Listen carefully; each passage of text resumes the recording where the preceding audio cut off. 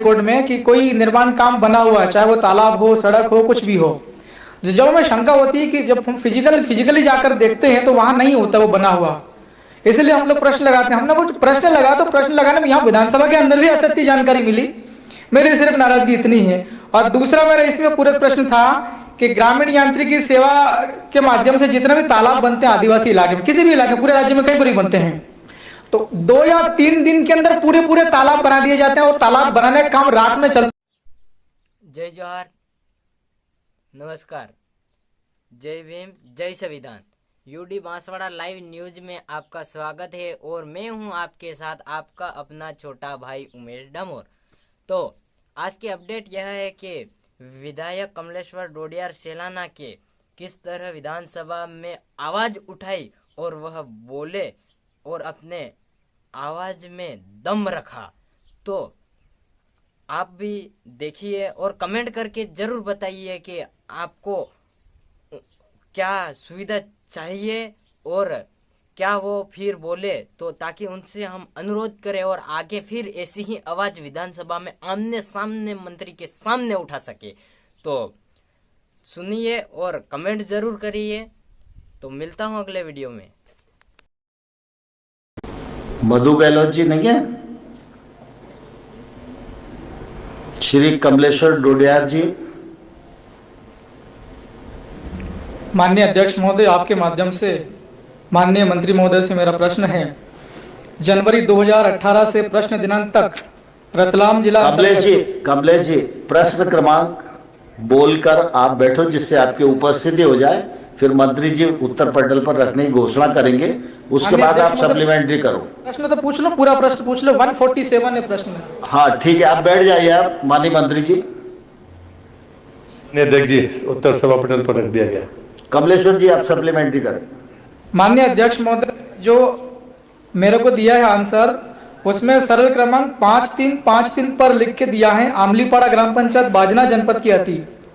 वहां अभी ग्राम पंचायत भवन बन रहा है और अभी केवल नींव खुदी गई, और मुझे लिख कर दिया कि पूरी पंचायत भवन बन चुका है और उसके पूर्णतः प्रमाण पत्र भी दे दिया है। माननीय अध्यक्ष महोदय, आपके माध्यम से माननीय मंत्री जी को कहना चाहता हूं कि ये गलत जवाब मिला मुझे। ये तो केवल मैंने पीछे लेटेस्ट देखा है, मैंने 2018 से जानकारी मांगी है, और मैं पूरा देखूंगा तो कितनी गलत जानकारी मुझे मिलेगी। माननीय मंत्री जी। माननीय अध्यक्ष जी, पहले तो मेरा आपसे निवेदन है कि ऑनलाइन सारी चीजें हैं और इसलिए मैं सदन के सभी माननीय सदस्यों से प्रार्थना करता हूं, आपसे भी निवेदन करता हूं।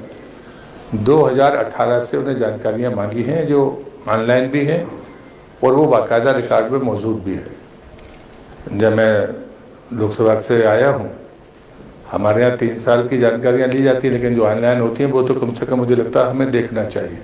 अगर उसमें गुणवत्ता हम चाहते हैं और वास्तव में कार्यों की प्रगति चाहते हैं और चीज़ों में सुधार चाहते हैं तो हम स्पेसिफिक चीज़ों को कहें। जैसे उन्हें पंचायत भवन का उल्लेख किया, पर वो कहे कि मंत्री गलत जवाब दे रहा है, तो आपके पास माननीय सदस्य के पास अधिकार है, वो मेरे खिलाफ विशेष अधिकार आपके सामने ला सकते हैं। पर मुझे लगता है कि संसदीय परंपराओं में इन भाषा से बचना चाहिए। अगर उनको जांच करानी है तो वो कह सकते थे कि ये इसमें मुझे संदेह है, ये तो गलत जानकारी दी गई। और इसलिए मैंने जो उसके बावजूद भी 300-350 पन्ने का इनका उत्तर है, और मुझे लगता है कि कम से कम विधायक के कार्यालय में जब वो ऑनलाइन जो चीजें हम देख सकते हैं वो देखें, जो फील्ड पर आपको दिखती हैं आप उनको कर सकते हैं। कई बार हम आग्रह भी करते हैं विधानसभा के सचिवालय को कि ऐसे प्रश्नों को हम कैसे स्वीकार करते हैं, और मुझे लगता है कि जानकारी देने में कठिनाई नहीं है, लेकिन हम पूरे प्रशासन को, सरकार को सिर्फ इसी काम में लगा रहे हैं। मैं इस प्रश्न का उत्तर की संख्या बता रहा हूँ, 352 प्रश्न का ये उत्तर है। मुझे लगता है कि ये जो तरीके हैं इससे कहीं कोई फायदा नहीं है। हम अगर गुणवत्ता की दृष्टि से कोई चीज जानना चाहते हैं और सुधारना चाहते हैं तो निश्चित पूछना चाहिए। और इसलिए मैं माननीय सदस्य से कहूंगा, यदि उनको लगता है कि कहीं अधूरा काम है और जिसकी पूर्णता की बात कही गई है, बल्कि मैंने जो उनको उत्तर दिया था तब तक 3 काम पूर्ण होने के बाद ही भुगतान नहीं हुए थे। जब मैं अभी ब्रीफिंग दे रहा था तब तक मुझे स्थिति पता चली कि उन 3 कामों का भी भुगतान हो गया, और वो भी ठेकेदार के और सप्लायर के बीच के विवाद थे, उसमें सरकार का कोई लेना देना नहीं था। लेकिन जब कोई माननीय सदस्य प्रश्न लगाता है तो मैं इस स्तर पर भी गया कि भाई ये कैसे भुगतान रुके हुए हैं।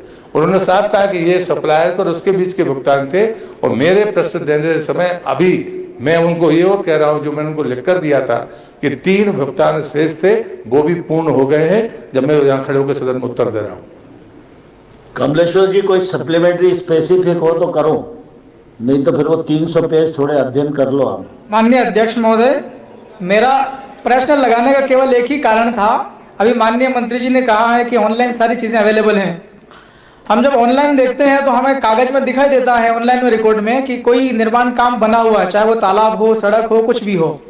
जब हमें शंका होती है कि जब हम फिजिकली जाकर देखते हैं तो वहां नहीं होता वो बना हुआ, इसलिए हम लोग प्रश्न लगाते हैं। हमने वो प्रश्न लगा तो प्रश्न लगाने में यहाँ विधानसभा के अंदर भी असत्य जानकारी मिली। मेरी सिर्फ नाराजगी इतनी है। और दूसरा मेरा इसमें पूरक प्रश्न था कि ग्रामीण यांत्रिकी सेवा के माध्यम से जितने भी तालाब बनते हैं आदिवासी इलाके में, किसी भी इलाके, पूरे राज्य में कई पूरी बनते हैं, तो 2 या 3 दिन के अंदर पूरे तालाब बना दिए जाते हैं, और तालाब बनाने का काम रात में चलता। माननीय अध्यक्ष महोदय, और माननीय मंत्री जी ने मेरे को भी जानकारी दी, उन्हीं तालाबों में भी काम चल रहा है, निर्माणाधीन है, जबकि वहां पर सारे काम पूरे हो चुके हैं। 1-1 करोड़ के लगभग, मतलब 80 लाख या 75 लाख या 90 लाख के आसपास वाले तालाब 2-2, 3-3 दिन में कंप्लीट कर दिए जाए, वो भी रात में काम करते हैं ठेकेदार और इंजीनियर सारे मिलकर। मेरी सिर्फ नाराजगी इतनी है जनहित में कि माननीय अध्यक्ष महोदय, तालाब जब बनते हैं तो वहां न तो काली मिट्टी डाली जाती है और न पानी डाला जाता है। तालाब का बनाने का लागत का पैसा बचाने के लिए इस प्रकार की हरकतें की जाती। तो मैं माननीय मंत्री जी से कहना चाहूंगा कि पंचायत एवं ग्रामीण विकास विभाग के माध्यम से गांवों का डेवलपमेंट किया जाता है, लेकिन गांव के अंदर में बहुत लापरवाही पूर्वक निर्माण काम किए जाते हैं, विकास काम किए जाते हैं। तो क्या इस प्रकार के इंजीनियर, प्रश्न तो करो, आप प्रश्न करोगे तो मंत्री जवाब देंगे। मेरा प्रश्न यही वाला था कि मुझे एक तो असत्य जानकारी मिली, दूसरी जो जानकारी यहाँ पर आई है मेरे पास में, उसमें काम पूरे हो गए वहां पर फिजिकली जाकर देखें, और यहाँ पर मुझे जानकारी मिली कि अभी काम निर्माणाधीन चल रहे हैं। एक असत्य जानकारी, दूसरा क्वालिटी नहीं है, और जिन कामों का काम हुए ही नहीं है, मतलब सिर्फ कागज पर निर्माण काम हो चुके हैं, और वाकई में जमीन पर जाकर देखे तो निर्माण काम नहीं हुए हैं। माननीय मंत्री जी से मेरा इतना आग्रह है आपके माध्यम से अध्यक्ष महोदय कि ठेकेदार और इंजीनियर जो इस प्रकार की हरकत करते हैं लागत बचाने के लिए और पैसा बचाने के लिए, सुदूर आदिवासी इलाका होता, लोग अनपढ़ होते, वहां पर काम नहीं करते और पैसा निकाल लेते, उनके खिलाफ कड़ी कार्रवाई करें, इतना निवेदन है। अध्यक्ष जी, मेरा निवेदन है, अगर स्पेसिफिक वो देंगे मैं जांच कराने के लिए तैयार हूँ, और वो जांच से कोई सरकार गुणवत्ता चाहती है, अगर वो स्पेसिफिक मुझे देंगे कि हाँ इन की जांच करानी है, मैं आपको माध्यम से कहना चाहता हूँ कि मैं जांच कराऊंगा। ठीक है। डॉक्टर विक्रांत भूरिया जी। तो चैनल पर नए हो तो चैनल को सब्सक्राइब कर बेल आइकन ऑल पर क्लिक करें ताकि अगला वीडियो जल्दी मिल सके, और घंटी ऑन करके रखो तो आपको अगली न्यूज, कुछ भी वीडियो आए तो आपको जल्दी मिल सके। तो भारत आदिवासी पार्टी की खबर इसी यूट्यूब चैनल के माध्यम से सबसे पहले देखने को मिलेगी। तो इसी यूट्यूब चैनल को सब्सक्राइब कर घंटी ऑन करके रखो तो आपको वीडियो जल्दी मिलेगा। और हाँ, मिलता हूँ अगले वीडियो में, तब तक के लिए जय जोहार। और ये भारत आदिवासी पार्टी का न्यूज चैनल है, न्यूज चैनल है, तो आप सब्सक्राइब कर लीजिए प्लीज प्लीज प्लीज। तो मिलता हूँ, धन्यवाद, अगले वीडियो में। जोहार।